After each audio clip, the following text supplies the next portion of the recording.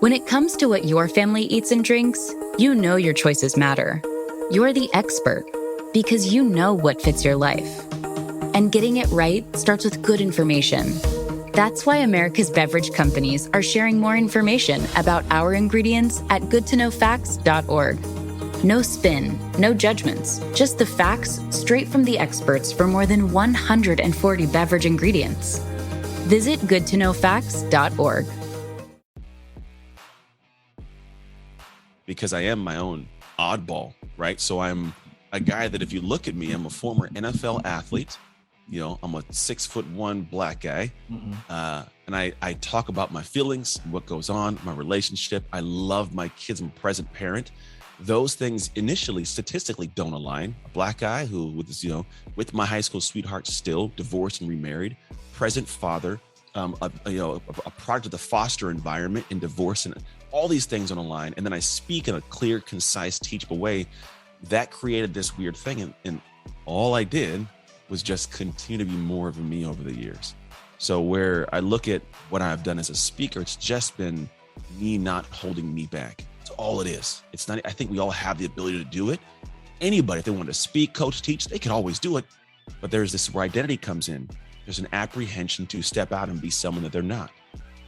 It's a really weird thing because people go, well, I don't want to be something I'm not. I want to be out of character. And there's always this negative connotation of out of character is bad. It's like, no, it's just different. And different can be good, right? If you wear different shoes, they could be great shoes.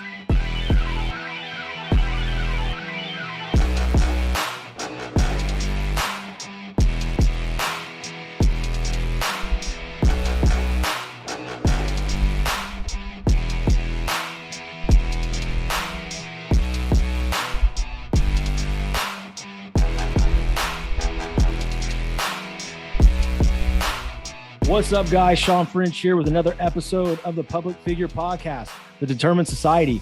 Today, I have a very special guest. He's a man with a true story of grit, perseverance, and determination.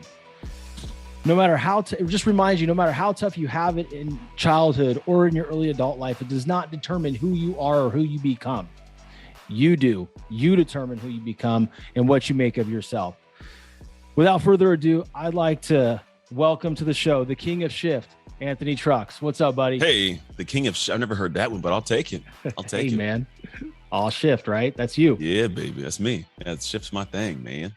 I know, man. I'm really jacked to have you on. Thank you so much for taking the time. Really impressed. First and foremost, you grew up in the Bay just like myself. Not too far from me, actually.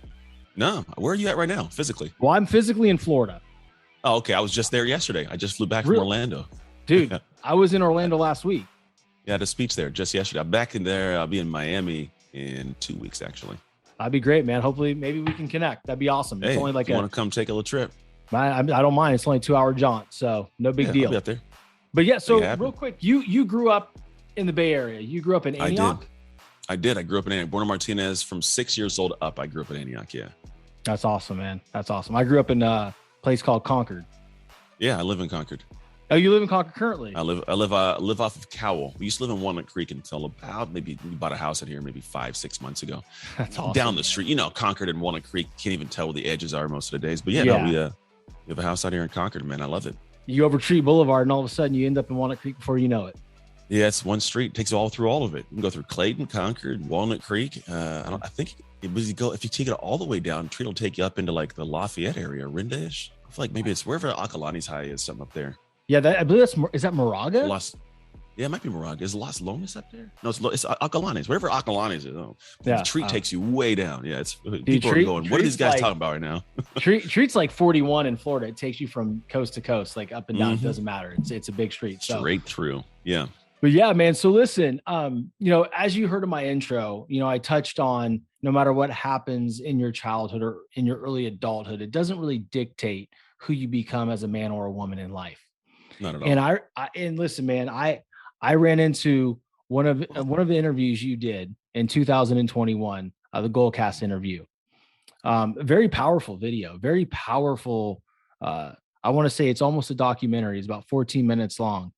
And it found myself, my wife and I, sitting there watching it together in tears because we were so touched by your story and the foster family after foster family, and then that one family that took you in. I think you were about 13 years old before you truly realized that, someone was there to love you and take care of you. Um, Man, it was just so touching. Do you mind chatting briefly about that? Because I think it's so important for so many people to hear that um, early childhood trauma can turn into a positive at some point in your life. Yeah. Yeah. It's funny is when you said, your child doesn't depict your future. I said immediately, no, it doesn't. And then I go, because in my head, I was like, it doesn't depict it. But for the majority of people, it does determine it because they don't change their trajectory. I Mhm. don't think it has to, right? But I think it does play a huge role in how we operate as humans and function. So it does tie in for sure. But it's not a death sentence, right? The way your Mhm. life begins doesn't mean it's the way you have to end your life. And so, yeah, for me, my upbringing, it hardened me in an interesting way. At first, it hardened me in a way that was, wanting to be rude and mean to other people because the world was rude and mean to me. And after a while, it transitions to where it's not so much of this thing where it's a good reason to do bad, but it's a great reason to do good. And it just gave me different strengths. I tell people now, like when I go talk to youth kids and foster kids like myself, I tell them like at the end of the day, you don't realize it, but you have an amazing superpower. There's this painting I have in my house over here on the side of my studio, and it says, "Smooth seas never made skilled sailors." And the mentality is those hardships, while I did not like them, I appreciate them immensely because they've given me the skill sets and the mentality and the wherewithal to endure and handle and the capacity to do hard things that other people just can't do sometimes. So it gives me a different strength when I enter spaces where most people, they don't know how to handle hardship. And something that's difficult that knocks them down just doesn't knock me down. Doesn't mean I'm better. It's just I experienced it early. And so like those things did create good and bad for me in the future. It's one of those things where things in life happen and we always fear the unknown. And when things are going on, we really don't know the purpose of them at the time. But a specific part of the story when there's a couple things that hit me, but the first one I want to talk about is when the first time you were picked up for, a foster family. Mhm. And, you know, lady comes and she grabs your hand, walks you to the car. You turn back and all you can hear is cries. You see your mom, and then you get in the car, and then your siblings are in the car with you. Mhm. I would almost imagine, because I know for me, if I'm going through something hard in my life currently, I might be able to reflect on that moment and say, no, that was the most difficult part in my life, and here's what happened, and here's how I overcame that. Do you find yourself going back in time when you're going through things currently to draw on your strength? I don't think so. I don't think I put my mental space there, but I Mhm. know that there's a subconscious part of me that shows up in a certain way. Because that was one of many hard things in life, right? I Mhm. was just the first. And life is riddled with them. And a lot the world sees and a lot the world will never see. Mhm. But I think there is that part that gets kind of built because I think we operate in an instinctual manner for the most part as humans. Things happen and we go to take an action from a place of either past action or instincts or beliefs or whatever it may be. And those things in the background that happen, they're over time developed, right? What I would respond when I was, 7 is different than what I respond at 15 and then at 25 and then at 35, and those are just become because I've lived life and experienced more hard things. So where I wouldn't say I mentally go back and go, yeah, this happened. I can do this consciously. Not at all. Probably Mhm. never.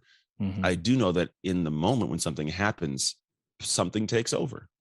And when that thing takes over, I know that part of that is all those experiences kind of melded together to formulate an idea or a thought or an action or feeling of how to proceed forwards. And that is definitely part of that melding of things. Yeah, I can definitely dig that. It's one of those things where it just almost you go on autopilot and you just fight through because that strength, that resistance in your life has already been there. Um, Mhm. that's an amazing point. Walk us through where you're at today and how you got there, Yeah. specifically in your business. Oh, it's a long walk. You want to take it? No, I'm just kidding. We got But time. yeah, I think there's always these things that we're trying to find out what we're here for, right? There's Mhm. this thought of I quote I said years ago. I said the last person I want to meet in my deathbed is the person I could have been. And so I'm always trying to figure out who I could have been and who I'm supposed to be, right? But I don't know what that looks like. We don't know specific past. And a lot of people get, they get paralyzation from analyzation. What should be the right? And so I've really been big on chasing passions. I believe if you chase your passions, you land in the pothole of your purpose. It's just, you got to get up out of the chair and go walk and chase these things. Your heart says, I want to do that. And your brain goes, why? And your heart says, I don't know, because we just want to go do it. So you just go do it. But along that journey, you meet people, you find things out, you expand your perspective. All these things happen. And then all of a sudden I go, oh, that's what I'm supposed to be doing. That's how this kind of came to be. Mm-hmm. So for me, I played football. That was my thing. NFL, I'm going to retire. Then I get hurt. That's not my plan. Well, but I got to retire. So I'm retired. Now I'm like, what am I going to do with my degrees in kinesiology? I'm going to open a gym. I open a gym. I run the gym for a while. And I go, that's what I'm going to do till I retire. Literally. That's why I told people I'm going to run this gym.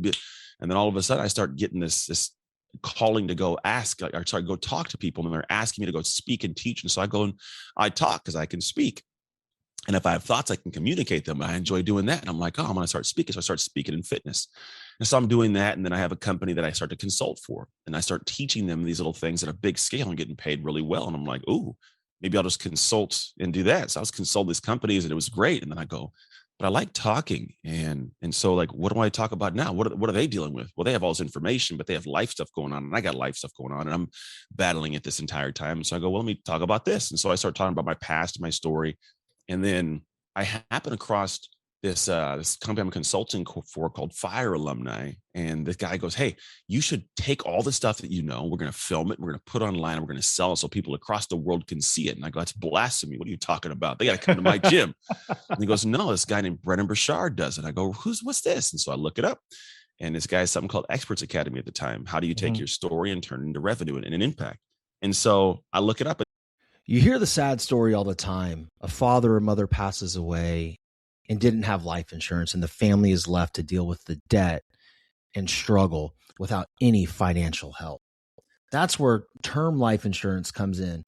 It can help protect the family financially from those struggles if something unexpected were to happen to you or your spouse. Fabric by Gerber Life is term life insurance you can get done today for busy parents like you, all online, on your schedule, right from your couch. You can be covered in under 10 minutes with no health exam required. If you got kids, and especially if you're young and healthy, the time to lock in low rates is now.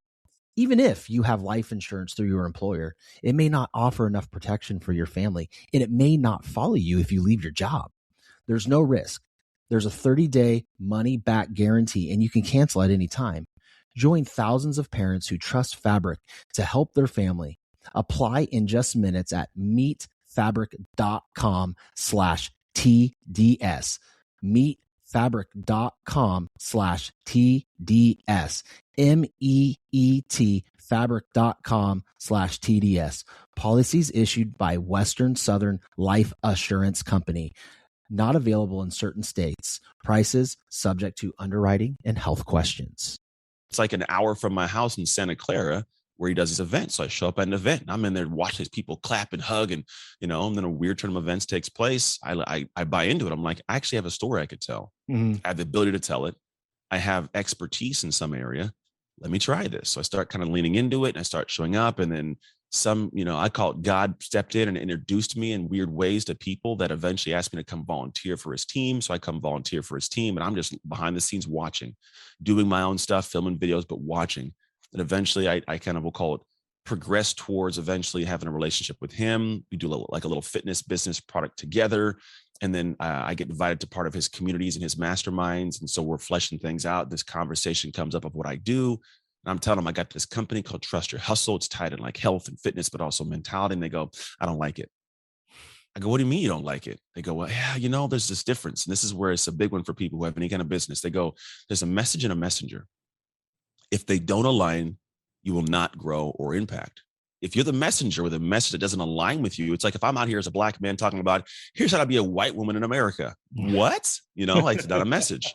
Right. But if I have a powerful message, right? Maybe it's a powerful, powerful message and I have no messenger, I'm off, right? But if I also don't have the ability to progress, right? So maybe I'm a messenger, wrong message, but if I have a powerful message, but not skills as a messenger, it falls flat. So if I have this message of world peace, but I'm a guy who I'm so hi guys. I really believe that, if I wasn't the messenger, it falls apart. But he's like, this isn't match. He says, what I want to know, he says, how in the world did you navigate foster care and a black kid in all white family and being poor, and then, navigating a college space, having a kid at a young age, meeting your real dad at a young age, getting married, starting in college, going to the NFL, getting divorced, have all this. He's like, how did all this happen?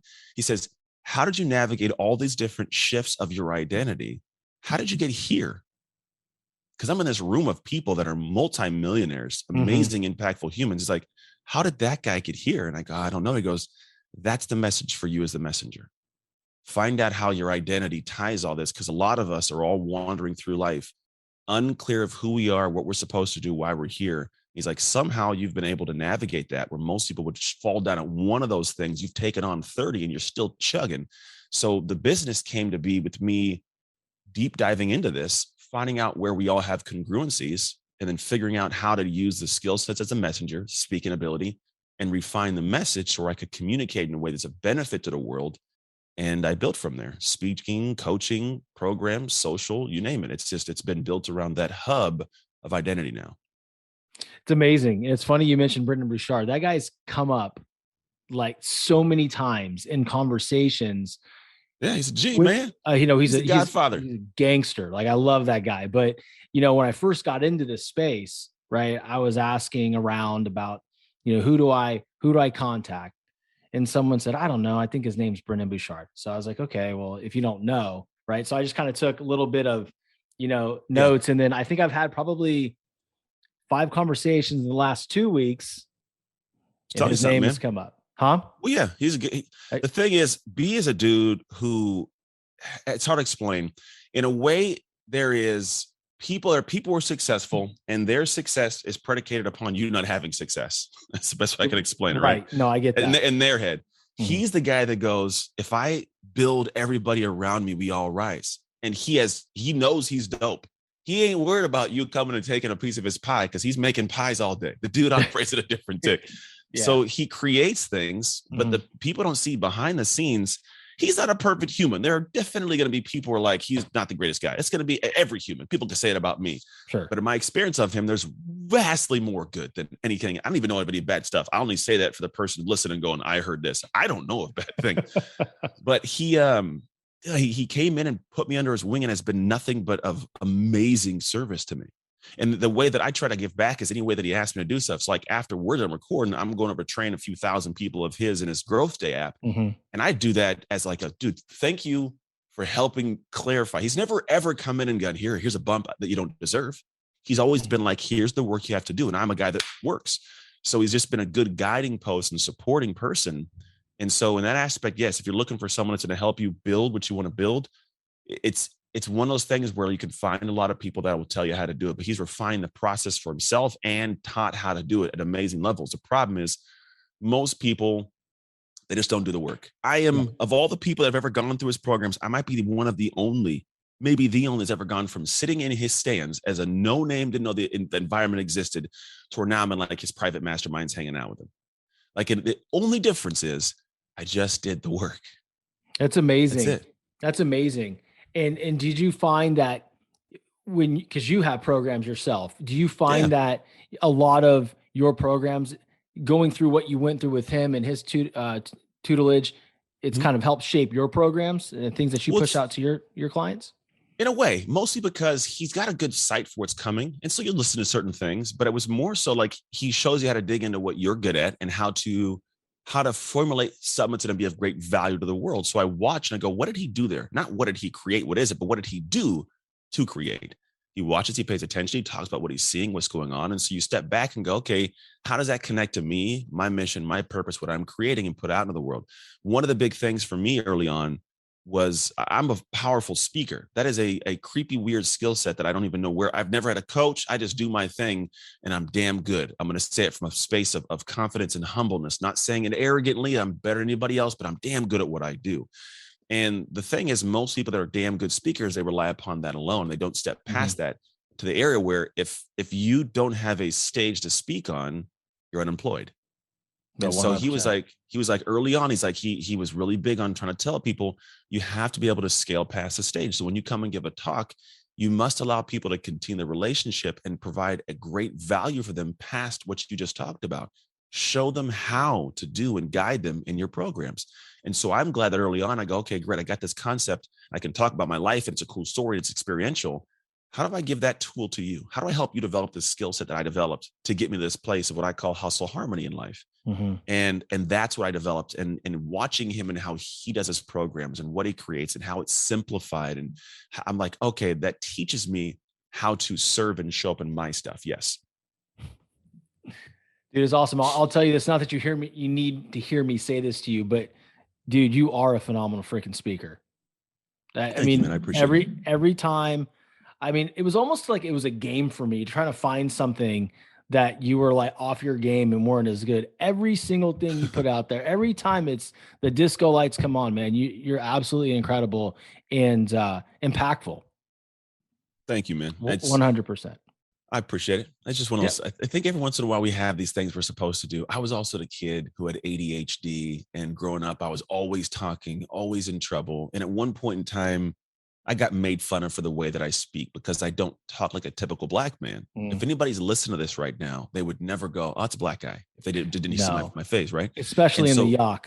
Like, especially, right? It's so the thing is, for a lot of years, I got called like the Oreo. Oh, look at this Oreo, you black on the outside, white in the middle, you know, like, wow. And I felt bad. And someone one time told me, they go, you know what, just, you know, right now, it seems like a problem, but they said, don't adjust, continue doing what you do.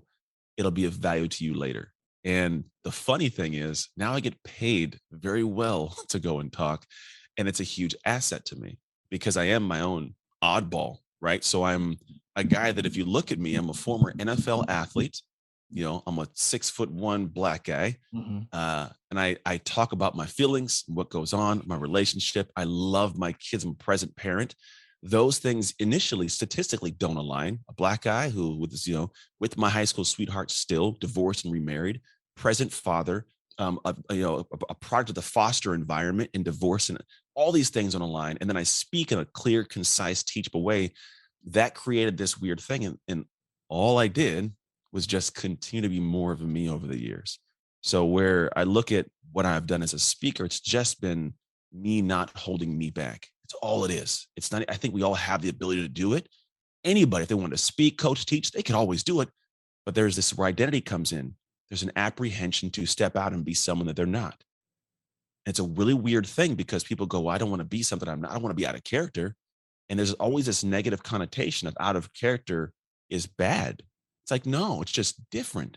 And different can be good, right? If you wear different shoes, they could be great shoes or crappy shoes. But no one wants to step out of who they currently are. They won't sacrifice who they are for who they want to become. And the crazy thing is who you want to become has all those things you want.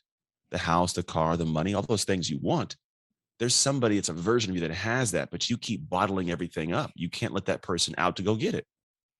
I'm smiling because I can really relate to everything you're saying right now. A couple of years ago, before I started all of this, it was really hard for me to turn around and talk on a camera, right? The imposter syndrome, worrying about what people are going to say. I knew what I wanted, but I was so scared to step out and show up as that person that would create that result. And I still did it, but it was very uncomfortable. And that's what I learned to fall in love with, was being super uncomfortable with the process, because I knew that's where the growth was. Mm-hmm. I remember people laughing about me about the podcast. You'll never have big people on.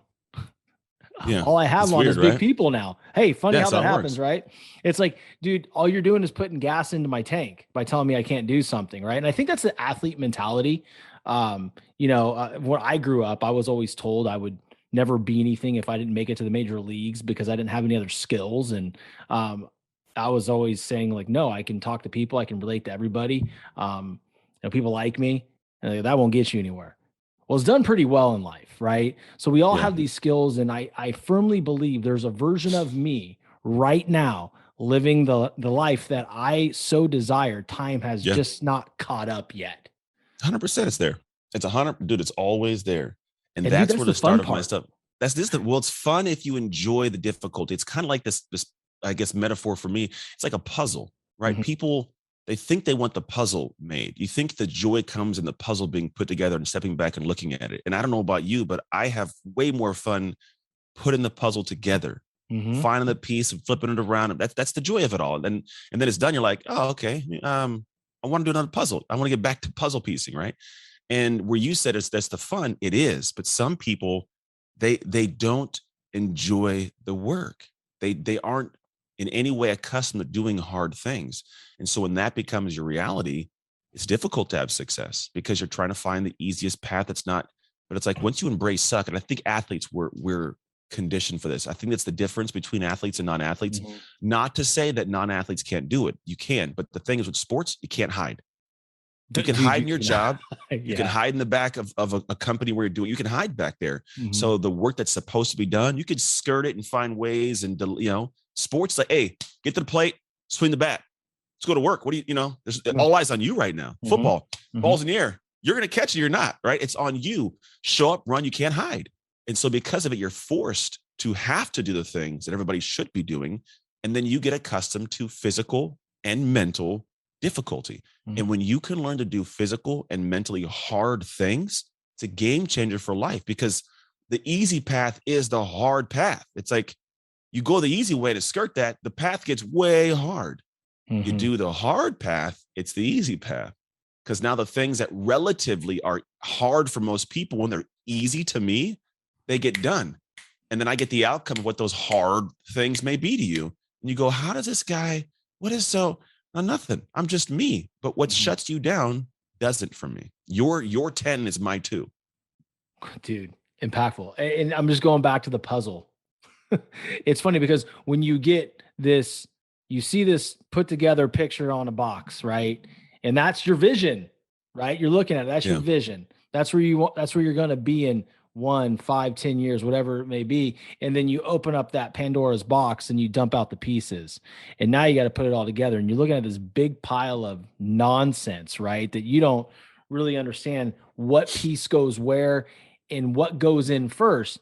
But it's funny because when you're in it and you're looking at it, you're seeing, okay, is there ever any progress? And then you walk away from it and then you may come back and look like, man, I put together a lot of those pieces. Yeah. And then it's important to celebrate those pieces that you put together, those small wins. Do you mind touching on that? Do you celebrate small wins? Because I sure as hell do. Yeah, I do celebrate small wins, but I celebrate days. I think the way that I've looked at it is I don't just love the destination. I love the day. That is my goal. Kind of like the puzzle. I fall in love with the process, not the end result. It's like if I think about when I go on a trip, right? If I'm gonna take a trip somewhere, I'm just got back from Florida. If I was, going to my home, I love my home, right? Even if the house is clean, it's perfect. I get home, it's great. If I was leaving the airport and then, the airline and then like the flight's delayed and I sat next to a baby and the flight attendant kept bumping my elbow and then the flight got redirected somewhere and I landed and I had to stay overnight and I get up and then I get in an accident on the way home from the airport and then I have to get a new car. That's a headache. I can get home, crappy thing. I can't, even if it's a great place, I'm still going to show up and be in a bad mood. I'm not going to appreciate it. So I'm like, well, I'm here, but that's people who hate the process to the achievement. I go, well, let's say that I have an amazing trip. I get it on an earlier flight. They upgrade me to first class and they give me a personal ride from the limo back to my house. Even if the house is trashed, I'm like, it's cool. We'll get it clean. I'm in a good mood. Right. Yeah. So for me, it's like, I want to enjoy the day. Now you ask the small wins. There are small wins and milestones that, yes, I'm like, hey, we got that created. Great job. Right. And I feel good that's made. Let's see what the next piece looks like. 100%. I feel good there. But I realize I'm going to spend more time climbing the mountain than at the peak, on the trip than at the destination. So when I say I fall in love with the day, all the stuff you just talked about, I have a ton of projects we work on. I mean, consistently there's stuff going on, multiple, probably like 7 or 8 in the books right now. But I have them so organized and structured and pieced apart and fused over the next, 5, 6, 7, if not 9 weeks, to where I don't do what most people do. I don't show up to an hour with no idea where every project's at or what steps I'm on and try to work on that one with the weight of everything else on me, work stressed, unfocused, distracted, leave that hour and feel more guilt because I didn't get something done. Instead, I show up and go, I planned out who I want to become as a human, what I want my marriage to be like, my parenting to be like, my health to be like, and my projects to get done. And I have had those things so intricately designed and spread out to where I just show up to a day and whatever's on that day, as long as I do that thing, I am 100% on track or even ahead of schedule. And I can step away and go, great day, man. Good job. So my small win is the day, because as long as I win that day, like Oregon has that win the day concept, I might take it. But as long as you win the day, if the day's designed properly, you're winning everywhere. And so, yeah, every day is a small win for me, because we're here recording the podcast. I'm going to do the thing for Brandon's Growth Day. I'm going to go ahead and film my videos. I'm going to get my workout. I'm going to take my kid to go throw the football today. And then when it's all done, I get to sit back and go, yep, another one in the books. Well done. That's really cool. I mean, listen, win the day. I think, Oregon has it. LSU has it. That's where I played baseball at LSU, Louisiana State. And I think one of the coolest things about that is you truly learn how to be so structured throughout your day in order to win that day, right? Yeah. You want to have more wins than you have losses. Really, you said it a couple different times, and this is something that my wife and I really, really focus on in our household, is being a present parent. There's so many things going on in the world, right? Externally or even inside your house, building a business, extracurricular activities with the kids. What are some of the things that you have employed strategies to be such a present parent?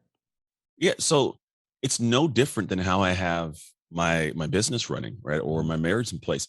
The thing is balance is a myth, a heavy, heavy myth. I think there's this perspective that like you need to have balance. And I think the problem with balance, let's think of balance logically. How long do people work on a regular given work day? Say 8 hours, right?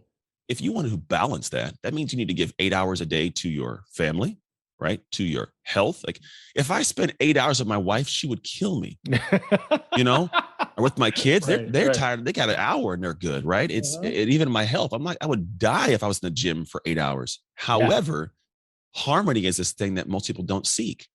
And what I mean by that is like harmony means that certain instruments inside of a song have different tempos, different beats. They come at different times. There's the drop of a song, right?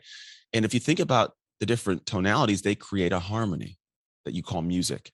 It's a rhythm. We have a rhythm to our life. And so part of my rhythm is like, well, my work is the drum or the guitar, I'll call it, right? For this, we'll call it the guitar. So I could have a full crazy, right? But in the background, you have like that hi-hat. That could be my marriage, right? Then I could have the drum, right? That's the family, doom, doom, doom, doom, doom, doom, doom, right? It's still there, but it's not the same as a guitar. It's the thing is harmony says, well, of the instruments I have, which one takes center stage right now? And most of the time, my work will need 8 hours.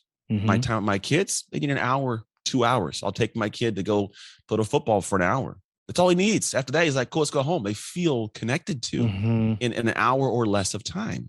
My health, I need an hour. Outside of that, I'm gonna kill myself, right? My wife, she wants to watch a movie or just sit and talk. These aren't 8 hour things. Therefore, balance logically does not make sense.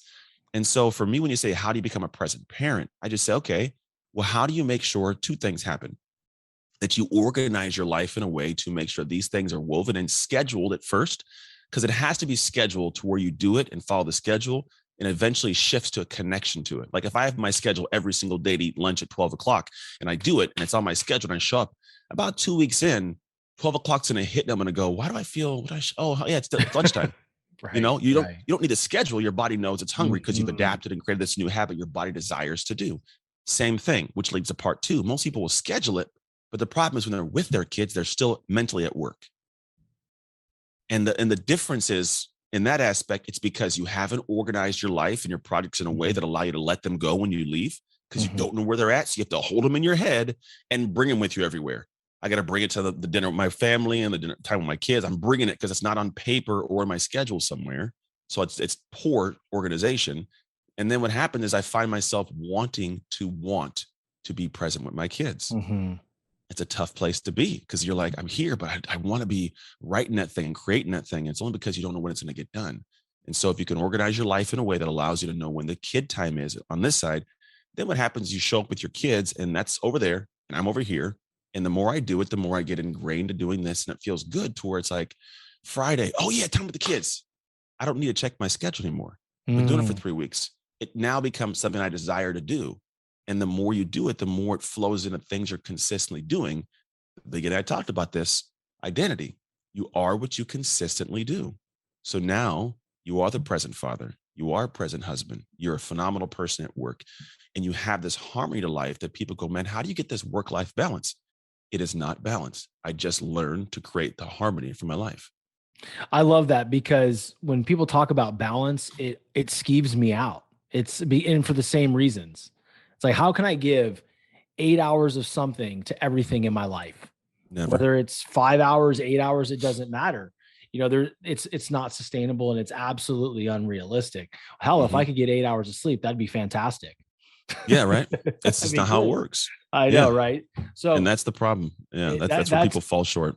Yeah, I like that. I like that because I coach my kids baseball team. I have 3 kids. I have an 8-year-old boy, 5-year-old girl, and a 3-year-old girl. And tonight I get to coach my son's game. And then tomorrow night I get to take my daughters to dance while my wife takes our son to tennis. So those are little hours right there. And I think what's so impactful that you said was like, really, that's what the kids need. It's not about the time. They just want the connection. They can feel that connection in 45 minutes to an hour. So while we're here, because what we focus on and what we beat ourselves up on is like, we don't spend enough time. Like, we want to be the best parents possible. And what you're saying is like, man, it's about the connection. You can connect with your kids within an hour. They feel fulfilled. They feel connected with you, and they're ready to move on to the next thing. Yeah. Just substance. Is there substance in there? I mean, you could fill up on water or fill up on bread. There's a different substance to it. And right. And if you give your kids that time and really like give them the time, but are there with them, they just need 30, 45 minutes. They'll talk your ear off. They'll have questions, you'll have conversations. That's it. And they go home and it's like, it's cool. And then like because you're still around, you'll watch movies together, you'll eat dinner together, but they do have that time solo with you. And that's what I'm trying to create, is enough of those memories where like they have this emotion and go, my dad was present in my childhood. Like, he was there. That's awesome. That's all I want. Yeah, we're doing that as well. We're doing, one-on-one dates with our kids. I actually, a couple weekends ago, I took my 5-year-old daughter to Disney World, right? It's a 2.5-hour ride. On the way there, she was full of it, talking, having a great time. When we got there, she just complained about her legs hurting the whole time. And she was happy for a minute and a half of the whole thing, which is the time she was on roller coasters. And on the way back, she was just lit up like a Christmas tree. But what I realized in that is like, that is the 2 most simple parts of our trip, and the kids don't want things. They want experiences. They do. And it was my wife asked me, how was the date? How was Disney World? I go, not as awesome as the car ride there and back. Yeah. It's a lot of walking and talking and people going, I was like, shoot, next time I'll just throw her in the truck and we'll just drive. Right. Because it was that quality time. Right. Yeah.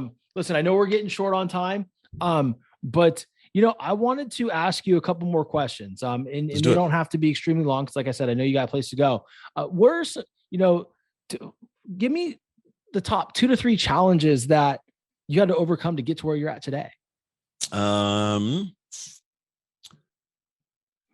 Let's talk about so I think there's going to be my challenges are going to be relative to me. Let's talk about what I found human challenges to be that I also can attach to. One's going to be adaptability. It's when things change, people don't like change, and they'll fight to have things go back to normal as opposed to fight to normalize it a new thing. So if you're a human being and you want to be successful, we've all heard that statement of the only thing consistent is change. And we hear that, we don't attach to that. And what that means is most people are trying to find ways to make sure that the old still stays the current, right? It's like, I want to fight for this to go back to what it was. I know that. That's great. I get that you know that. But the problem is that's not going to serve you, because there's just going to be more of that coming. And I see people like they'll tuck away from life and try to stay in their own pocket, same job, same everything. I don't like change. And I go, the best parts of life were change. When you change the diet, you change the workout plan, and, maybe you change your status of single to married, whatever it may be, and even vice versa.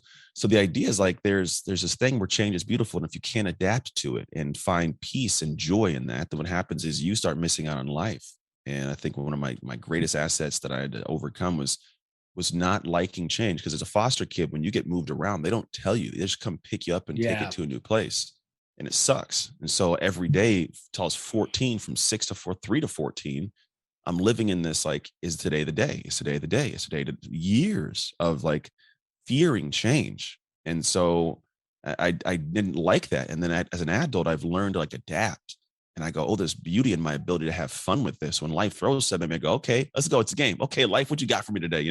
Right. And I navigate that. So I've identified more with the person that can adapt as opposed to the person who wants to, fight to stay in the place I am. That's one part of it. The other one is going to be expression, I think, for sure. We as humans have these egos. An ego in my book stands for everyone's greatest obstacle. It's the thing that stands in the way of our progress. There's this a choice to deny things that we see, and denial is in protection of yourself and your persona. But because the ego doesn't want to get hit, doesn't want to poke, doesn't want to feel bad. And for me, when I express, it's pretty much pushing the ego down and going, look, I know I feel comfortable. Like, I don't know how to do this. This is hurting me. This sucks right now.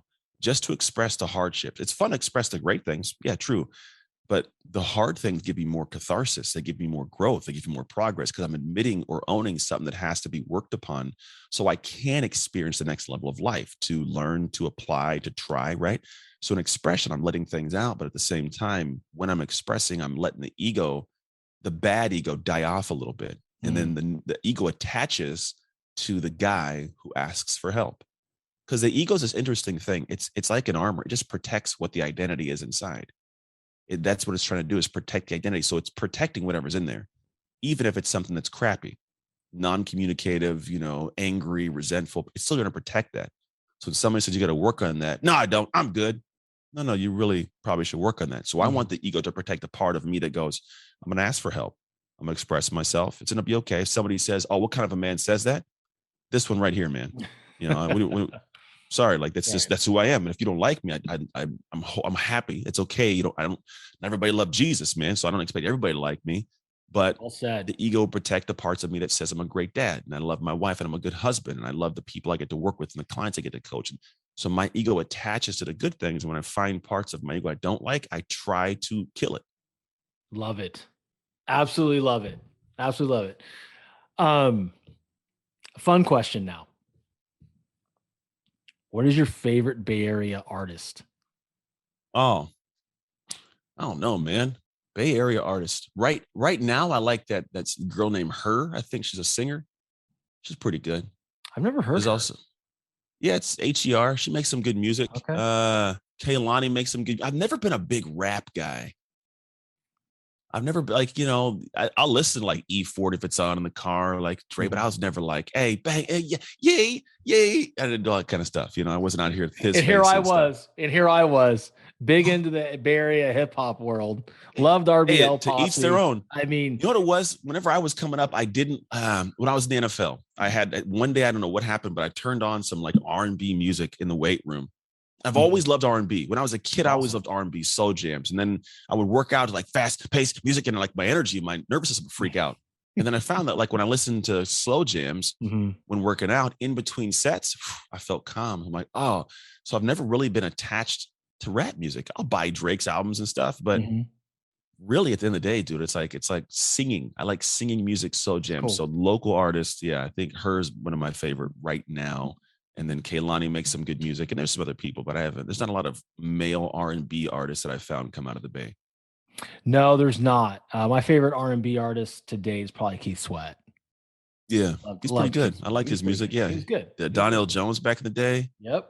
There's some good ones, man. I used to have some great CDs, dude. Tells you how I used to listen to CDs in the little pack, and you're riding around in the car at the stoplight. You're trying to figure it out, put it in your disc player.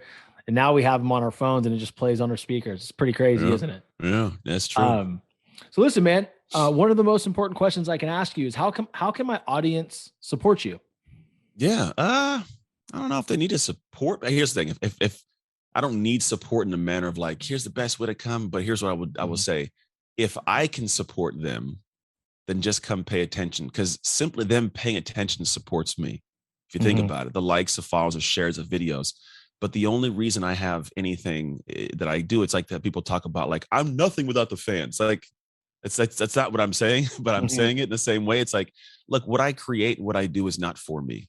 I'm not doing it because I'm really trying to find ways to give thoughts and perspectives to help people. So the best way to support me is to see if what I do supports you. And if it does, share it. That's awesome, man. And that's something that I strive to do well and put out, because nothing I do is for me. right? And guys, if you're listening, Anthony has some amazing content. Please go check him out on his Instagram. I'll put it in the show notes so you guys can listen to it. What an insightful man, great father, great husband, man of God. And listen, Anthony, I appreciate you so much. And I didn't even touch on your NFL career. It's okay. Honestly, it was on purpose because I think you're so much more. You're so much more, dude, like than a football player. And I respect you. And dude, after this conversation, I love you even more. If you don't mind hanging out for a second after I hit stop, and then we will go on ahead and I'll let you go on through your day. But guys, listen, if you got anything out of this episode, please follow Anthony Trucks. If you feel like he can help you at all, enter his community. He's got some great programs. He's got a lot of different things that you can be a part of and help you grow as an individual, man, woman, mother, father, entrepreneur, whatever it is you want to grow as. And again, I would be remiss to say, please share the show. If you got anything out of it, if you laughed, if something touched you, share it with a family member. They may need to hear it. Until next time, guys, Sean French with the Determined Society. We're out. Thanks again, Anthony. Appreciate you.